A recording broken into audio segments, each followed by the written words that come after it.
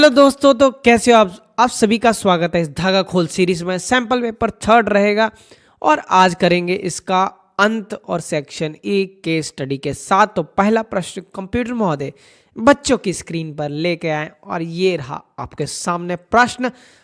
एक बार आप रीड जरूर करें। Miss Sheela visited a store near the house and found the glass jar. कुछ ग्लास जार हैं। On the top layer there are 3 jars. एक ऊपर की लेयर है, पहली लेयर, उसके बाद दूसरी लेयर है, फिर उसके बाद तीसरी लेयर है। On the top of the jar top there are 3 jars. ऊपर कितने जार पड़े हैं? 3 जार पड़े हैं, ठीक है जी। In the next there are 6 jar. ऐसे कितने? 1 2 3 4 5 और 6। In the third layer there are 9 jars. ऐसे करते ये कितने हैं? 1 2 3 4 5 6 7 8 9। तो ये 9 जार्स है। तो ये सिलसिला कंटिन्यू चलता जाएगा। Write the AP whose term represent the number of the jars. एक एपी बनानी है आपको, तो सिंपल सा दिख रहा है। पहले जार में कितने हैं आपके पास? फर्स्ट जार में कितने हैं? 3, तो 3 हो गया। दूसरे में कितने हैं? 6 हो गया जी। तीसरे में कितने हैं? 9 है, तो 9 हो गया।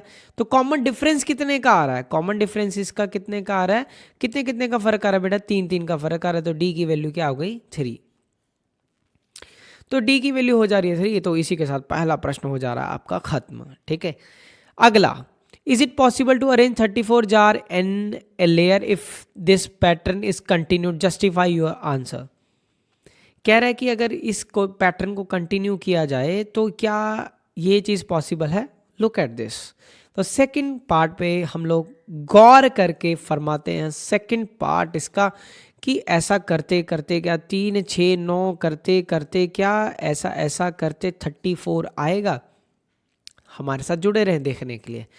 तो ए एन, तो पर्टिकुलर टर्म की बात की गई है, ये 34 हो गया है। ए का वैल्यू, ए क्या है इसमें? ए की वैल्यू 3 है और डिफरेंस कितने का है? 3 3 का। ये भी कितने का है? डिफरेंस 3 3 का।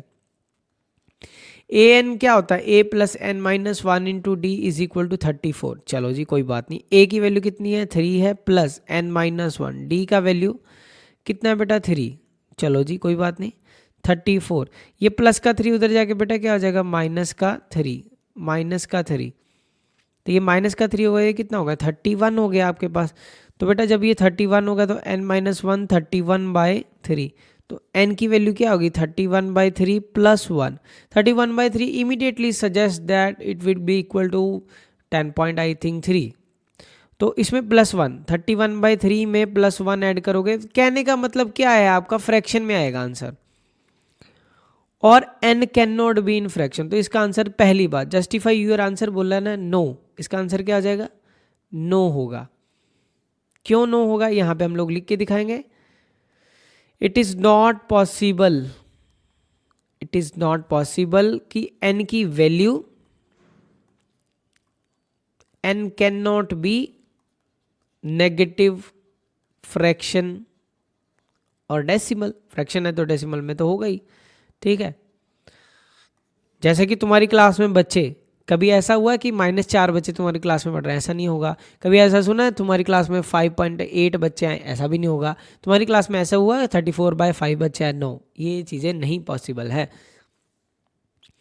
तो तीसरा प्रश्न आपकी स्क्रीन पे ये रहा इसका। If there are n number of jars, number of rares in a row, find the expression for finding total number of jars. क्या SN पूछा उसने? Total number of jar. SN का फॉर्मूला क्या होता है? n/2 2a plus n minus 1 into D. ठीक है बेटा, चलो फिर देखते हैं। अब n की वैल्यू n में छोड़ देनी है, ठीक है जी, क्योंकि उसने find an expression for n पूछा है। और a की वैल्यू हमारे पास क्या रह रही है? 3 रह रही है। d की वैल्यू भी क्या रह रही है? 3 रह रही है। कोई बात नहीं। तो 2 इंटू a का वैल्यू 3, कोई इश्यू नहीं है। n माइनस 1 d 3, तो इट बिकम्स n/2, 2 3 जा 6 हो गया, 3n माइनस का 3। क्लियर है सभी को? 3 इंटू n 3n माइनस का 1 3। तो n/2 6 minus 3 3, 3 plus 3n, it will be your expression. और you can say that 3n/2। अब बेटा ये इससे भी मल्टीप्लाई हो जाएगा, इससे भी मल्टीप्लाई हो जाएगा, तो ये क्या हो जाएगा आपका? 3n² 2 हो जाएगा। 3n/2 और 3n² 2, ठीक है। अब उसने एक और चीज़, फाइंड S8, मतलब S की पैर में अगर 8 है तो मतलब N की वैल्यू कह रहा है 8 रख दो जी, रख दो 8। 3 इंटू 8/2 प्लस 3 इंटू 8, N की वैल्यू 8 पुट करोगे, 8 इंटू 8/2, यही हुआ। 2 4 जा 8, यहाँ भी 2 4 जा 8, 4 तिये बेटा 12 हो गया, 12 और 8 तिये 24, 24 48 96 हो गया। 96 और 2 98, 108 आपका आंसर हो गया। तो ये हो गया आपका 108। ये था हमारा थर्ड पार्ट। अब रह गया इसका फोर्थ पार्ट। इसके लिए ऐसा करते हैं हम लोग, इसको दूसरी स्क्रीन पे लेके चलते हैं फिर से। ये इसीलिए खाली छोड़ा था हम लोगों ने, Ctrl+V दबाया। अब इसका लास्ट पार्ट हम लोग, जो और वाला पार्ट है, वो इसका ख़त्म करते हैं। अब वो कुछ बोल रहा है, सुन लेते हैं क्या बोला था। Shopkeeper added 3 jars in each layer. पहले 3 6 9 था, बाद में उसने क्या किया, 3 3 सभी में ऐड कर दिया। तो 3 सभी में ऐड करेंगे कितना हो जाएगा, 3 सभी में बेटा ऐड करना है। तो ये क्या हो जाएगा, 6 हो जाएगा, ये 9 हो जाएगा और ये 12 हो जाएगा। 6 9 और 12। How many jars in the fifth layer from the top. तो फिफ्थ में कितना होगा, अब ए की वैल्यू क्या होगी, 6 होगी। डिफरेंस कितने का होगा, 3 3 का हो गया। ए प्लस 4d, ए प्लस 4d। ए की वैल्यू क्या है 6 प्लस 4, डी की वैल्यू क्या है 3। 4 3 ज़ा 12 और 6, 12 और 6 कितना होगा 18, ठीक है। और ये हो गया आपका आंसर, A5 का वैल्यू 18। और ये हो गया आपका पहला प्रश्न का अंत। और सेकंड के लिए तैयारी है जारी। एक ट्रायंगल है आपके पास। Triangle is a very popular shape use in the interior design, ठीक है जी। Picture use above show a cabinet, ये कुछ दिखाया हुआ है आपको cabinet. Largest triangle is represented by triangle ABC। और बड़ी ट्रायंगल के अंदर वो कह रहा है ऐसे छोटी छोटी ट्रायंगल्स और हैं, ऐसे ऐसे ऐसे ऐसे, ठीक है।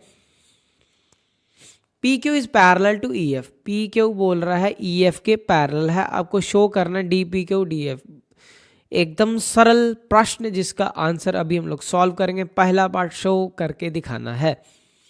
तो अगर टू प्रूफ करना है आपको triangle DPQ similar to triangle DEF, तो बेटा हम कह सकते हैं कि ये वाला एंगल दोनों में, ये ट्रायंगल लो बेटा चाहे बड़ी ट्रायंगल लो, दोनों में ये एंगल क्या है, कॉमन। एंगल 1 दोनों में क्या है, कॉमन। क्लियर। दूसरी बात, ये जो 2 और 3 ये लाइनें अगर पैरेलल हैं तो ये कौन से एंगल होंगे, 2 = 3 कॉरस्पॉन्डिंग एंगल्स। सॉरी, हाँ, कॉरस्पॉन्डिंग एंगल्स, ठीक है बेटा जी। तो हम ये बोल सकते हैं कि DPQ is similar to triangle DEF। बरखुरदार ये हो गया है इक्वल बाय एंगल सिमिलैरिटी, ठीक। नेक्स्ट पार्ट, अभी ये फाइंड करना है। इसका ऐसे करता है, ये वाला पार्ट ना मैं इधर ही उठा लेता हूँ क्योंकि I think something is constraint for us. तो अगर इसका ये वाला पार्ट उठाएं कॉपी करके इधर, क्योंकि अभी हमारे पास स्पेस अवेलेबल है।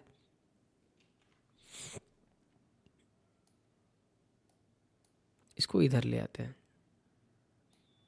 एक पार्ट मैं ना इसका इधर ही कर देता हूँ क्योंकि अभी हमारे पास स्पेस अवेलेबल है। सेकंड में हमारे पास स्पेस मिल जाएगी।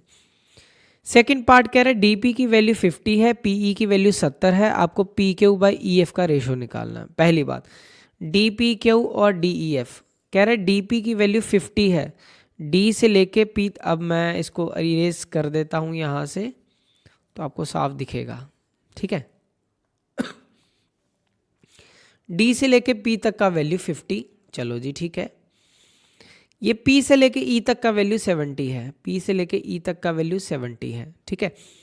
Find PQ/EF। PQ/EF अगर आप दोनों ट्रायंगल्स को बाहर निकालो, DPQ ये रहा ट्रायंगल आपके पास, DPQ, और आपके पास दूसरा ट्रायंगल क्या था, DEF। D एंगल 1 इधर था हमारा, तो D के साथ D होगा, 2 के साथ 3, मतलब P है जहाँ पे, वहीं पे E है जहाँ पे P की प्लेसिंग है, क्योंकि ये 2 था हमारा और ये था 3। प्लेसिंग सिमिलर में ऐसी ही रहती है। D फिर E फिर F। बेटा what is the value of D P, D P का वैल्यू डी से लेके पी तक का वैल्यू हमारे पास 50 है। कितना है बेटा 50, तो 50 पर खुरदार लिख देंगे हम लोग। और इसके बाद पी से लेके ई, बेटा पी से लेके ई तो हमारे पास कुछ है ही नहीं है, हमारे पास क्या लेके डी से लेके ई तक, तो डी से लेके ई तक 50, तो यही हो गया 70 और जुड़ गया, तो बेटा ये कितना हो जाएगा 120 हो जाएगा। ठीक है, तो डी से लेके ई तक का वैल्यू 120 हो गया। अब हमें क्या करना है, हमें पी क्यू और ई एफ का रेशो निकालना है। पी क्यू ये रहा और ई एफ ये रहा, तो हम ये बोलेंगे corresponding sides are proportional, D P upon D E, D P upon D E is equal to P Q over E F, P Q over E F. तो ये क्या हो जाएगा D P by corollary of BPT बोलेंगे। ठीक है, नहीं bye आप जो मर्जी बोल सकते हो, बाय सीपीएसटी भी बोल सकते हो, या बीपीटी सीधा लगाना था बीपीटी भी लग जाएगा कि ये अपॉन ये अपॉन ये अपॉन ये, तो वो भी लग जाएगा बाय सीपीएसटी। ठीक है, कॉरस्पॉन्डिंग साइड्स आर प्रोपोर्शनल। ठीक है, तो ये कॉरस्पॉन्डिंग साइड्स तो होगी इसकी proportional 50 by 120 is equal to, क्योंकि ये पैरेलल लाइन था तो वो भी आप कॉन्सेप्ट लगा सकते हो, ऐसे भी कर सकते हो, जैसे मर्जी आपका विषय है। तो P Q over E F, तो ये हो जाएगा ये 5/12 हो जाएगा आपका answer. P Q by E F का आंसर क्या आ जाएगा बेटा 5/12। क्लियर, तो आपका answer P Q by E F का जो आंसर आया वो क्या आया 5/12। क्लियर है बेटा, अब देखते हैं हम लोग आगे। नेक्स्ट क्वेश्चन क्या पूछा हुआ है उसने, ये बड़ा ही इंपॉर्टेंट है, इस साल आ सकता है मुझे लगता है, सेकंड पार्ट है जो। ठीक है बेटा जी, तो हमने इसको ट्रायंगल को इसको उड़ा देते हैं, अब इसका ज़रूरत नहीं है। ठीक है, कह रहा है अब क्या बोल रहा है, अब देखते हैं पहले पार्ट को, पहले इस पार्ट को सॉल्व करते हैं। कह रहा है इसको इधर करते हैं, ऐसा करते हैं, इसको उठा के ऐसे ले आते हैं, दूसरे पार्ट को मैं उधर कर दूंगा। Clear, so that you can take screenshot, क्योंकि नेक्स्ट पेज खाली है हमारे पास। ओके, हो जाएगा काम। ऐसा करते हैं, इधर ही करते हैं, इसको उठाते हैं ऊपर की तरफ। ठीक है जी, तो ये था हमारा क्वेश्चन, और हमने जो प्रूफ करना है उसको एक बार ध्यान से देखते हैं। कह रहा है एक ट्रायंगल है ए बी सी। ठीक है, ए बी सी लिख लिया जी। दूसरा ट्रायंगल आपके सामने बोल रहा है D E F, D E F, D E F. ये दोनों ट्रायंगल क्या बोल रहा है कि सिमिलर है, सिमिलर है। कह रहा है ए से लेके बी तक का वैल्यू ए बी और डी ई का ratio 2AB is equal to 5DE बोल रहा है। ठीक है, मतलब A B upon D E का जो रेशो है वो क्या आ गया, ये इधर चला जाएगा, ये इधर आ गया, तो 5:2। ठीक है, लेट ए बी की जो साइड है वो फिर मैं जो हम छोटे होते पढ़ते हैं कि 5x मान लेते हैं, डी ई की साइड क्या मान लेते हैं 2x मान लेते हैं। ठीक है, तो ए बी की साइड मेरी हो गई 5x और डी ई की साइड क्या होगी 2x। अगर दोनों ट्रायंगल सिमिलर हैं, अगर दोनों ट्रायंगल आपको दिया हुआ ना कि ये सिमिलर है, तो सिमिलर में हम क्या बोलते हैं कि ये सारी साइड्स क्या होंगी एक प्रोपोर्शन में ही चलेंगी। तो A B over D E is equal to B C over E F is equal to A C over D F. तो ये सारा क्या चीज़ है, कॉरस्पॉन्डिंग साइड्स आर प्रोपोर्शनल। क्या बोलेंगे, कॉरस्पॉन्डिंग साइड्स आर प्रोपोर्शनल। बेटा जब कॉरस्पॉन्डिंग साइड्स हो गई आपकी प्रोपोर्शन में हो गई, तो हम बेटा प्रोपोर्शन में जब लिखने के बाद अब हम क्या बोल सकते हैं कि ये 5x 2x है, तो ये भी क्या होगा, ये भी 5x होगा और ये 2x होगा, फिर ये 5x होगा, फिर ये 2x होगा। इतना क्लियर है। कह रहा है show that this parameter remain constant. एक बात याद रखो कि जो इसका रेशो होगा ना, एक नया रूल जो बता दूं आपको कि पेरीमीटर और साइड की जो perimeter of triangle, perimeter of triangle, जैसे इस केस में क्या है, पेरीमीटर ऑफ ट्रायंगल आपका ए बी सी लिया जाए, A B C upon perimeter of triangle अगर दूसरे की बात किया जाए perimeter of D E F, तो उनकी साइड्स के प्रोपोर्शन में ही चलेगा वो। जैसे A B upon D E है ना, आप बोल सकते हो। दूसरा क्या था आपके पास, B C over E F, ये सारा हमेशा प्रोपोर्शन में ही चलता है आपके पास। क्लियर, इतना आप सभी को पता होना चाहिए ये चीज़, ठीक है सारी।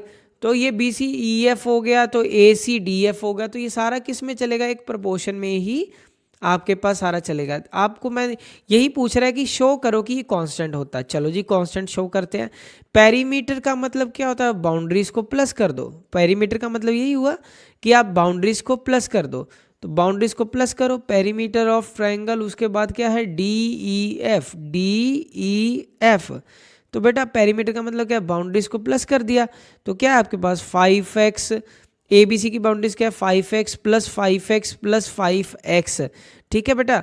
और ये नीचे क्या है 2x plus 2x plus 2x, तो ये टोटल कितना हो गया आपके पास 5 10 15x बाय 2 4 6x 6x। तो आप जब कटिंग करोगे x के साथ x कैंसिल होगा, 3 5 जा 15, 3 2 जा। अब आप देख सकते हो कि रेशियो कांस्टेंट रह रहा है, 5:2 ही रह रहा है। जैसा कि साइडों का जो रेशियो रह रहा था वही उसके पेरीमीटर का रेशियो है। तो इस साल ये एमसीक्यू में रिपीट हो सकता है कि साइड का प्रपोर्शन दे दे और आपसे इसके पेरीमीटर का प्रपोर्शन पूछे। तो आपको याद रखना है जो साइड का प्रपोर्शन होता है और पेरीमीटर का जो प्रपोर्शन होता है that always remain same. Clear. अब हम लोग करते हैं इसका सेकंड पार्ट, इसको लेके चलते हैं नेक्स्ट पे और इस स्लाइड पे। अब ये क्वेश्चन क्यों इंपॉर्टेंट है बेटा, अब ये अगर उन्होंने सैंपल पेपर में दिखाया है ना, ये क्वेश्चन आई थिंक पहले भी आया हुआ है, ये आपको कहीं अकेला भी 4 मार्क्स 3 मार्क्स में दिखेगा, 5 में तो ज़्यादा ही हो जाएगा। तो आपके पास 2 ट्रायंगल्स हैं ए बी सी, ठीक है जी, एक ए बी सी ट्रायंगल है हमारे पास ए बी सी, ठीक है। दूसरी क्या है हमारे पास ट्रायंगल, दूसरी ट्रायंगल है D E N, D E N, D E N नहीं आना यहाँ पे, डी ई एफ आएगा, ठीक है ठीक है, होगा होगा, ठीक है। कह रहा है 2 ट्रायंगल है ABC and DEF are 2 if A are respectively, then prove that this. If AM and AD are medians of triangle ABC and DF respectively, यहाँ पे एक वर्ड आना चाहिए कि ये दोनों ट्रायंगल सिमिलर है, ये वर्ड नहीं लिखा हुआ, ये लिखा होना चाहिए।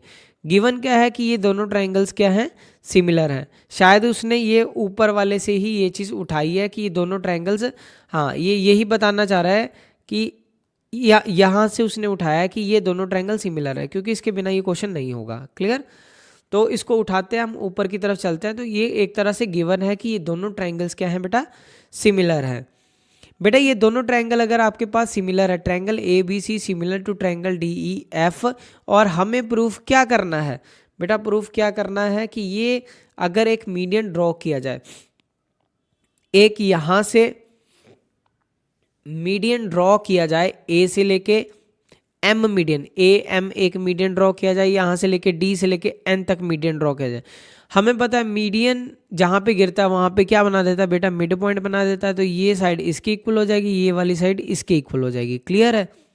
तो median act as a mid point. तो टू प्रूफ क्या करना है आपको, टू प्रूफ हमें करना है बेटा ए बी एम और डी ई एन को सिमिलर करना है, डी ई एन को सिमिलर कर देना है।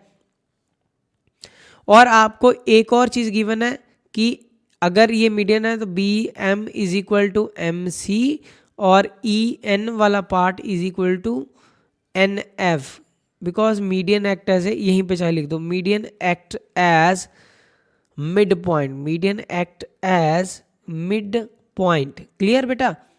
तो बेटा अब हम करते हैं इस क्वेश्चन को आगे लेके चलते हैं और आपको इसका आंसर बताते हैं। तो बेटा प्रूफ में हम लोग लिखेंगे कि जो जो दोनों ट्रायंगल हैं, अगर छोटी ट्रायंगल को सिमिलर करना है तो हमारे पास बड़ी ट्रायंगल से रिजल्ट लेना पड़ेगा। ट्रायंगल ए बी सी आपके पास सिमिलर है डी एफ के, है ना। तो इससे एक रिजल्ट उठाते हैं ए बी बड़ी साइड ये वाली, ठीक है।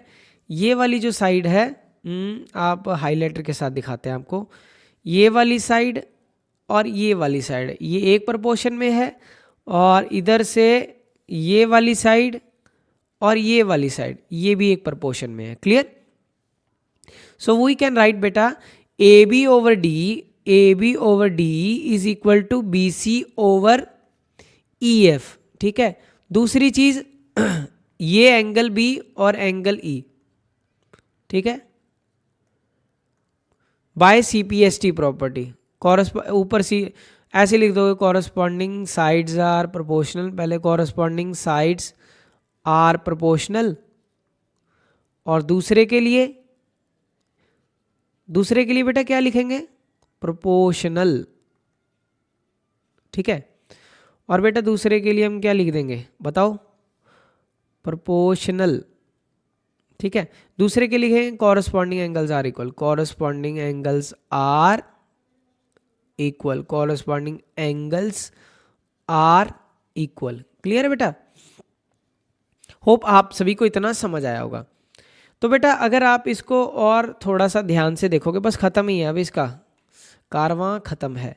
ये चीज़ को हम लोगों ने इधर उठाना है, ये रिजल्ट फर्स्ट। तो मेरे पास ट्रायंगल कौन सी को प्रूफ करना है, ए बी एम, मतलब छोटी ट्रायंगल्स को, ए बी एम को किसके सिमिलर करके दिखाना है, ए बी एम को बेटा, ए बी एम ये वाला ट्रायंगल है जो छोटा ट्रायंगल, ये यहाँ से ऐसे ए बी एम, ठीक है। ये ए पॉइंट है, मैं इधर से थोड़ा सा हल्का सा इरेज करके इधर चलता हूँ, ठीक है। तो आपके सामने ए बी एम और ये डी ई एन ट्राइंगल है आपके पास, ए बी एम और डी ई एन ट्राइंगल। अब इन दोनों के लिए हमारे पास एक रिजल्ट अभी बनाया हम लोगों ने, A B over D E is equal to B C over E F, B C over E F, ठीक है। यही है, ये वाला रिजल्ट उठाया बेटा हमने, ये वाला B C over E F. Clear? ये फर्स्ट रिजल्ट उठाया ऊपर वाला, ठीक है। ये दोनों ही वैसे उठा रहे हैं हम लोग। तो अगर मैं हाफ इधर कर दूं, हाफ इधर कर दूं और हाफ इधर कर दूं, कोई शक नहीं होगा। तो A B over D E अगर बी सी का हाफ करे बेटा, बी सी लाइन का आधा करोगे, हमें पता कि बी एम सी एम के इक्वल है, इस लाइन का आधा तो मैं ये पार्ट ले सकता हूँ या ये पार्ट, पर मुझे तो ये चाहिए तो मैं ये ही लूँगा, तो बी एम हो जाएगा। ई एफ का आधा, ई एफ लाइन का आधा हम इतना ही लेंगे, ई से लेके एन तक तो ये पार्ट हो गया। और उसके साथ ये वाला angle, angle B is equal to angle E, ये क्या हो जाएगा बेटा, ये भी हमने प्रूव्ड किया हुआ, प्रूव्ड, तो ये हो गया आपके पास, प्रूव्ड में लिखा जाएगा, प्रूव्ड, ठीक है। तो ये ऊपर हम लोगों ने रिजल्ट बना दिया। तो बेटा अब हम लिख देंगे कि ट्रायंगल ए बी एम जो है वो सिमिलर हो गया किसके, डी एन के, बाय कौन सी प्रॉपर्टी बेटा, साइड एंगल साइड। क्योंकि हमने क्या लिया, ये साइड अपॉन ये साइड लिया और बीच में एंगल को लिया है ठीक है बेटा जी। तो इसी के साथ ये भी क्वेश्चन होता है खत्म। अब आपके सामने है 38 नंबर, आप इसका एक बार स्क्रीनशॉट ले सकते हो इस क्वेश्चन का। क्लियर? एक ये इसका पहला पार्ट था, ये यहाँ से शुरू होता आई थिंक, हाँ, इसको हमने यहाँ पे ख़त्म किया। अब अपने लास्ट क्वेश्चन की तरफ हम चल रहे हैं, फिर से इस हाइलाइटर को पीछे की तरफ लेकर आते हैं। कह रहा है metallic silos are used by farmer for storing the grain. Farmer Girdhar has decided to build a new metallic store harvest grain in the shape of cylinder. एक सिलेंडर है, ठीक है जी, और सिलेंडर के ऊपर क्या है बेटा, सिलेंडर के ऊपर क्या है, एक कोन है, एक बेटा क्या है, कोन है, ठीक है जी। Dimension of conical part, radius कितना है इसका 1.5, ध्यान से लिख देंगे, इसका radius 1.5 metre. Height, conical part की जो हाइट है ये होगी हाइट उसकी, और ये हाइट कितनी है, परपेंडिकुलर रहेगा, और ये 2 है, ठीक है जी। उसके बाद dimension of cylindrical part, radius same है और हाइट इसकी कितनी है, बस इतना ही मुझे चाहिए और अपना काम हो जाएगा, 7 मीटर, सारा कुछ मीटर में है, ठीक है। तो अगर मुझे ये फिगर को लेकर जाना है,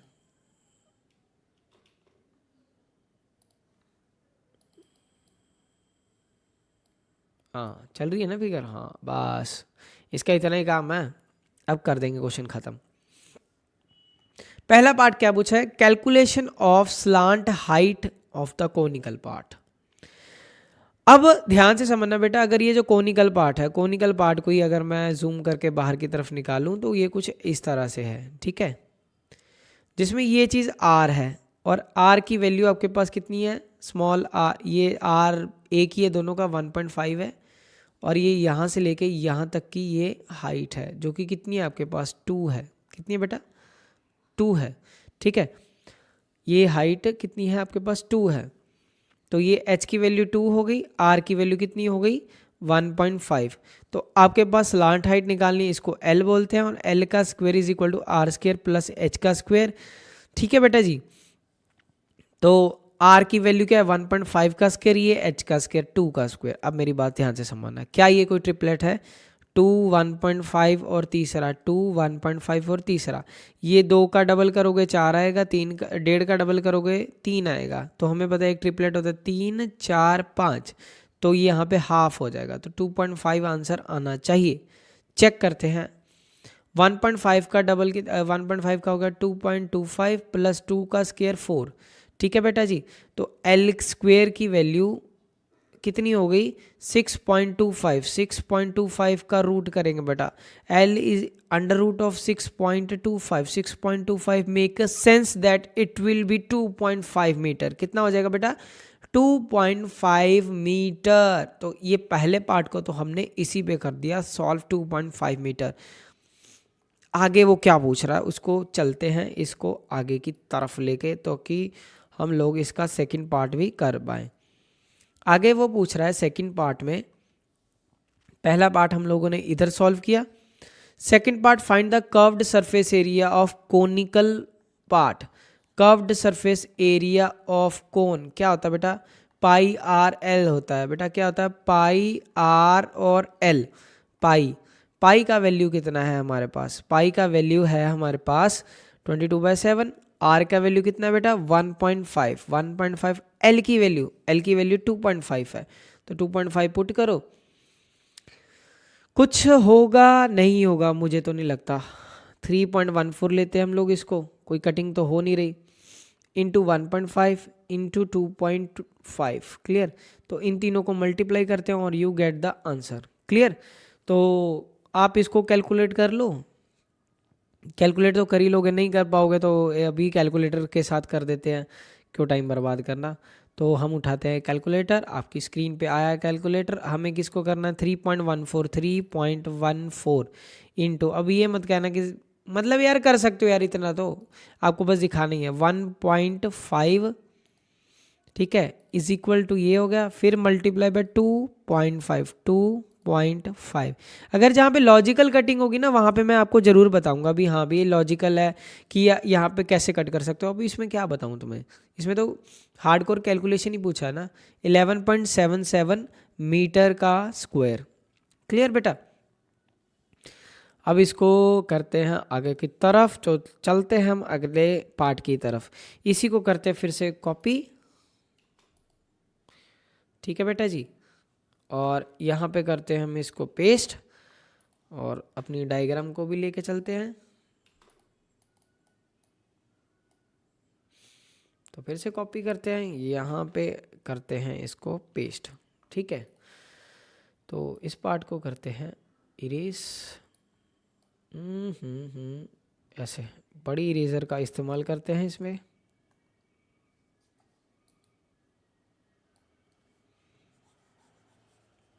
क्लियर बेटा, तो यही चीज़ थी आपके सामने।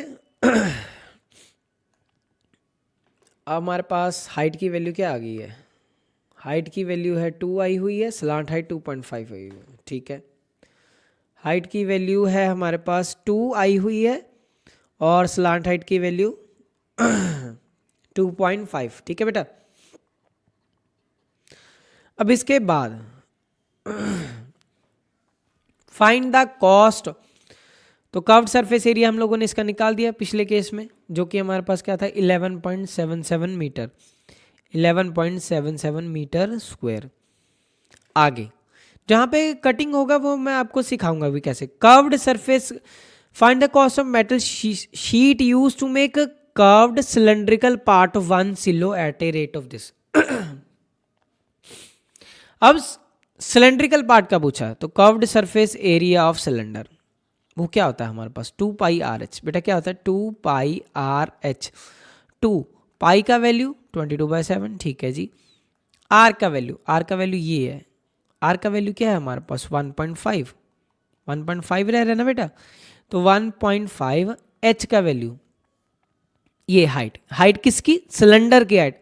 बेटा कैलकुलेशन मिस्टेक मत करना, ये हाइट किसकी है, सिलेंडर की है। बच्चे तुम लोग पुट कर दोगे ये वाली हाइट नहीं पुट करनी, सिलेंडर की हाइट पुट करनी है। This is the height of cone.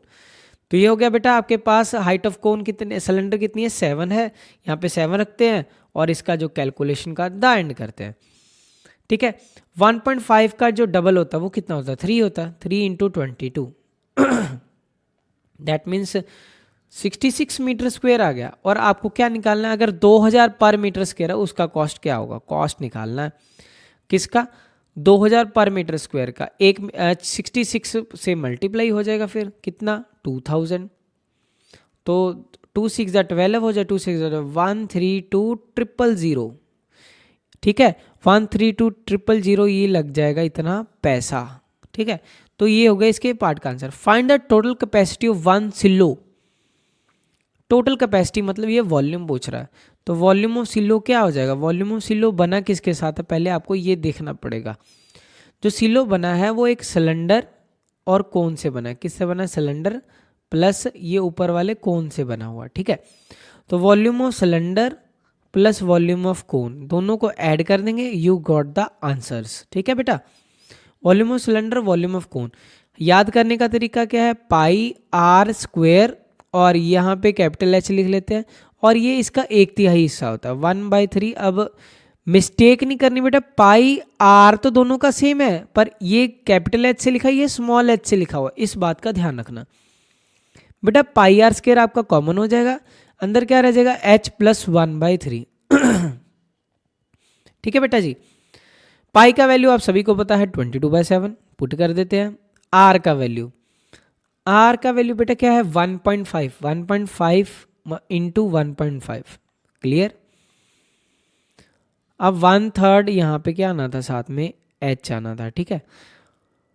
अब इसके बाद हमारे पास कैपिटल H कितना है, कैपिटल H 7 है, ठीक है जी, प्लस 1/3 ऑफ स्मॉल h कितना है हमारे पास 2 है, कर दो पुट, क्लियर। जहां पे कैलकुलेशन होगा तो वहां पे तो बेटा हमें करना ही पड़ेगा, क्लियर है। अब इतना आप सभी को समझ आ गया होगा। तो 22/7 1.5 इंटू 1.5, ये कोई कैलकुलेशन, चलो देखते हैं, अभी ऐसे ही छोड़ते हैं। 1.5 इंटू 1.5, तो ये क्या हो जाएगा 2/3 हो जाएगा।